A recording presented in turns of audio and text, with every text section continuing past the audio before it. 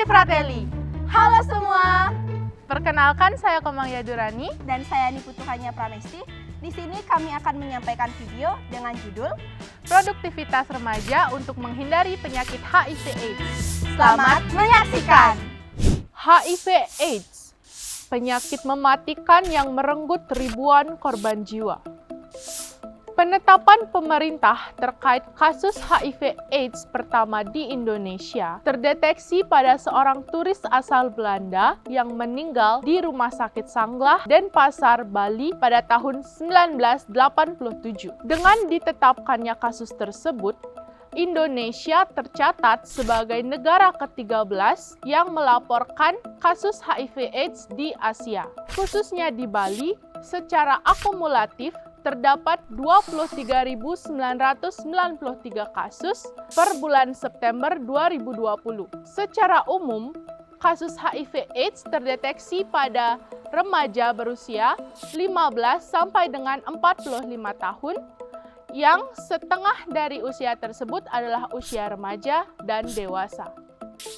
Akan tetapi, apa sebenarnya HIV/AIDS tersebut?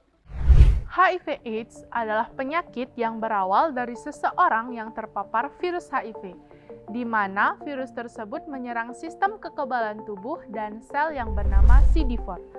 Apabila makin banyak sel CD4 yang hancur, maka tubuh akan semakin rentan terkena berbagai macam penyakit. Nah, apabila virus HIV tidak segera ditangani, akan berkembang menjadi penyakit yang bernama AIDS. Dengan kata lain, AIDS adalah stadium akhir dari seseorang yang terpapar virus HIV. Pada umumnya, virus HIV dapat tertular melalui penggunaan jarum suntik, hubungan seksual, pekerjaan yang melibatkan cairan tubuh manusia tanpa menggunakan APD yang lengkap. Meskipun jarang, virus HIV dapat menular dari ibu ke anak pada masa menyusui, melahirkan, dan kehamilan. Sebagai remaja yang produktif, untuk menghindari penyakit yang mengganggu kesehatan reproduksi seperti HIV/AIDS, dapat melakukan kegiatan-kegiatan yang produktif dan bermanfaat seperti yang pertama, berolahraga. Dengan berolahraga, dapat membuat tubuh kita menjadi sehat dan bugar, seperti contohnya bermain basket.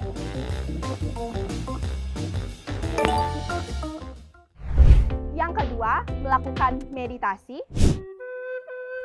Meditasi akan membuat pikiran kita menjadi lebih positif dan tenang, serta membuat kita menjadi lebih mudah fokus.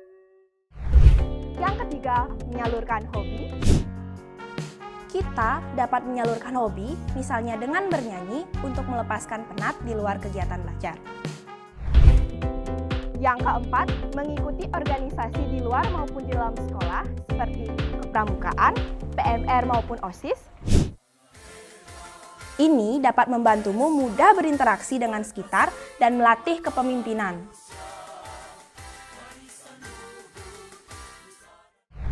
Yang kelima, mengikuti lomba-lomba sesuai minat dan bakat. Selain dapat dilakukan untuk mengasah kemampuan, juga bisa untuk menambah pengalaman dan wawasan kita. Dan yang terakhir, yang keenam, yaitu membaca buku. Karena dengan membaca buku, kita bisa memiliki wawasan yang luas, sebab buku adalah gudang ilmu.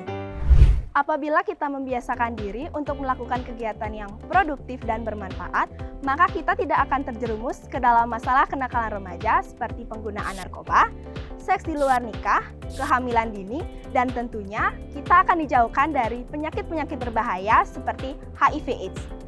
Apalagi masa remaja adalah waktu terbaik untuk membangun kebiasaan baik, terutama dalam menjaga kesehatan yang menjadi aset yang penting untuk masa yang akan datang. Untuk menambah semangat kita dalam menjaga kesehatan reproduksi, ada satu quotes dari Ann Wilson's Cave yang berbunyi, "Kesehatan yang baik bukanlah sesuatu yang dapat dibeli, melainkan sesuatu yang dapat menjadi tabungan yang sangat berharga di masa depan." Maka dari itu, teman-teman semua harus sadar sejak dini akan kesehatan reproduksi karena bisa menjadi tabungan yang sangat berharga di masa depan. Sekian video dari kami ucapkan terima kasih.